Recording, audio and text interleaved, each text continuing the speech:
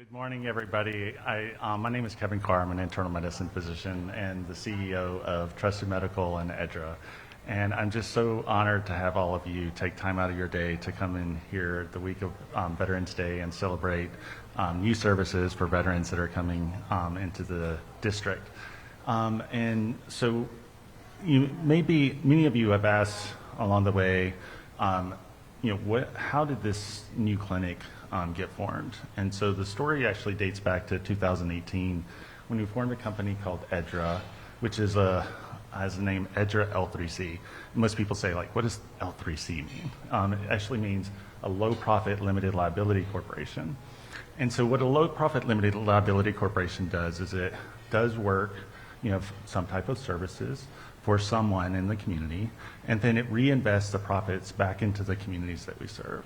And so EDRA has been serving the VA and DoD for the past 5 years, helping to implement electronic medical records successfully across the world to help improve care for both active military and also veterans as well.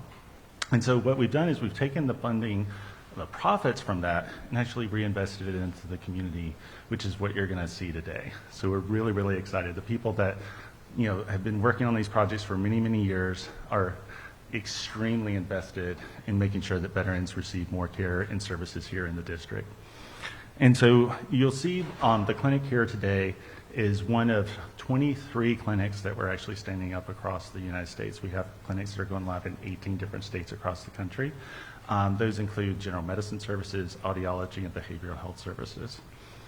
And so the reason that we're also so excited about being here in DC is that if you look at the services, healthcare services here in the district, there's actually a geographic gap for some of the services that are focused on veterans here in the district.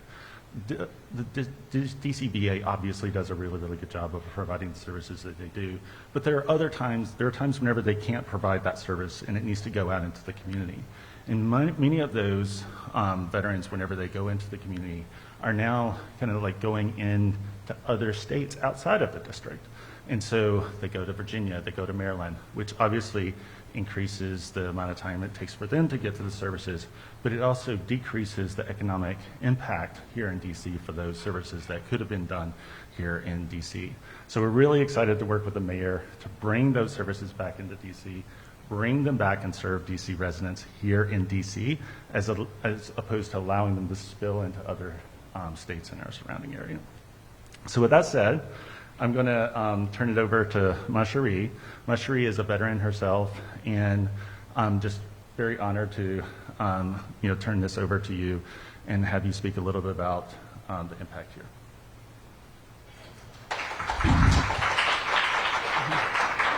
Thank you, Dr. Carr, and good morning. My name is Muriel Dunbar. I'm an Air Force veteran, and I'm a longtime advocate and lobbyist for veterans and their families. Since 2013, I've seen veterans struggle for a variety of reasons. Some of them have had to do with the challenges of timely compensation and pension examinations, which is a mandatory first step in getting access to health, education, and employment resources from the Veterans Health Administration and Veterans Benefit Administration, not to mention compensation for those injuries related to military service.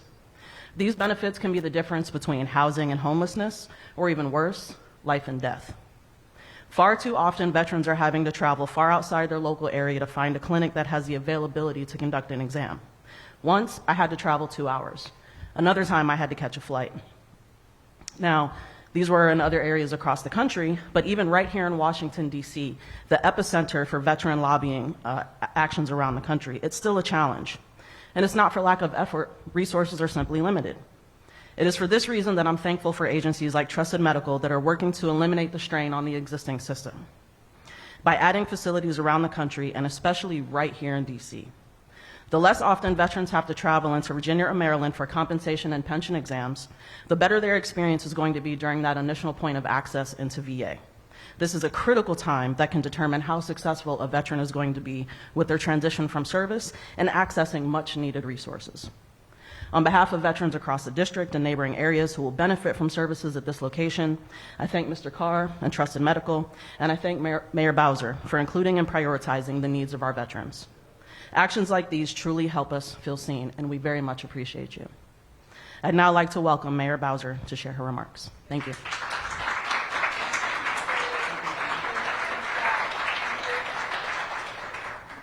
Well, let's give a big hand to Dr. Carr and Marjorie Dunbar. Give them a big round of applause. And I want to thank you, Marjorie, and all of our veterans for their service to our nation as we approach this Veterans Day on Friday, remembering that it's not just a day off, but a day for us to remember the sacrifices of our fellow Americans who have served.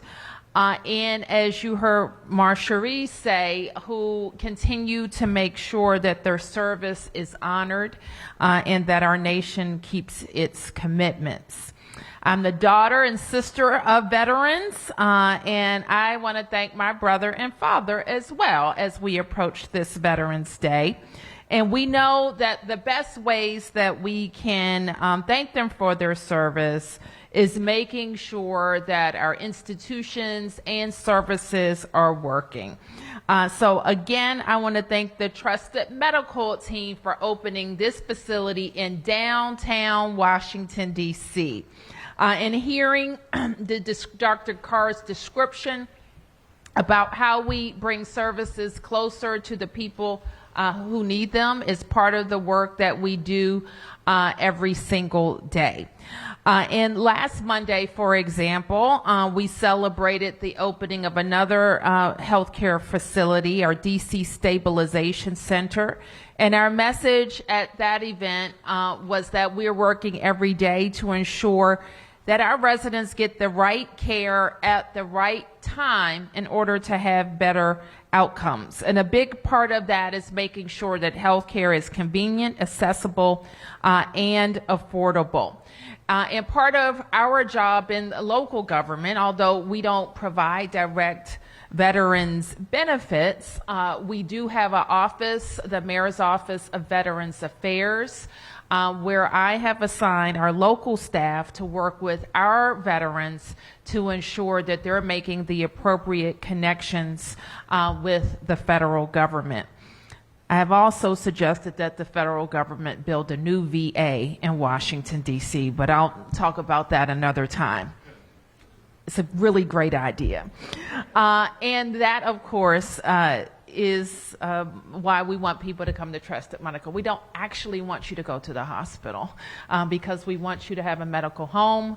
We want you to manage your chronic conditions. We want you to make sure that you have access to your medication and that you have access to people, hopefully, that if they haven't walked a mile in your shoes, they are better able to make those connections for you. So this is Trusted's first site in DC. I like when we say first site because that may mean that there are others to come.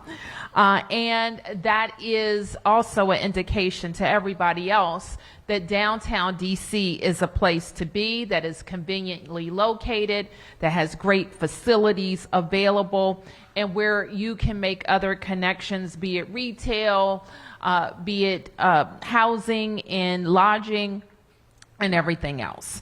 And we also want our veterans to take advantage of a special hiring fair that we are hosting tomorrow in downtown as well at the Martin Luther King Jr. Library from 10 a.m. to 4 p.m., where there will be employers on site conducting interviews, in some cases offering jobs on the spot.